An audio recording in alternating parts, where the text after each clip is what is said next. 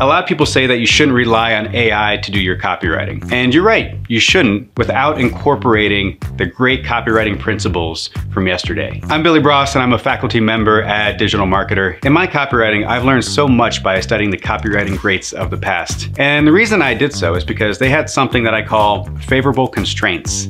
Not so much favorable to them, times were actually pretty hard for them, but favorable for us to learn the lessons that they first learned. When they had to send out a sales letter, they had to actually print off that sales letter, stuff it into an envelope, pay for a stamp, and mail it to their prospect's mailbox. Compare that to today, where you can click a button and blast out 50,000 emails for the cost of virtually nothing. We don't have a huge incentive to develop the best copywriting possible because it doesn't cost us much, but they did. So we can learn from them. We can borrow those lessons and combine it with our modern technology for the most effective copywriting possible. So what I did was I created a messaging framework. It's called the Five Lightbulbs. And I took the best lessons from history's great copywriters and incorporated them into this very simple and easy to follow but potent package that can be used by anyone tasked with doing marketing today. They are things that you must say if you want the light bulb to go on in your customer's head and for them to realize that they need your product. So real quick, light bulb 1 represents your customer's status quo.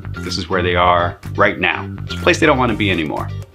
Light bulb 2 represents the other options that are available to them or things that they've tried before.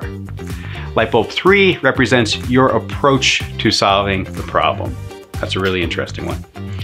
Light bulb 4 represents your offer, and light bulb 5 represents your customer's new life. So this is after they have crossed the bridge and have had success with your product. So you don't need to be a professional copywriter. You just need to know that if you check these 5 boxes, you will have your bases covered and you know that your copy is going to convert. So now let's explore a little bit more into each of the 5 light bulbs.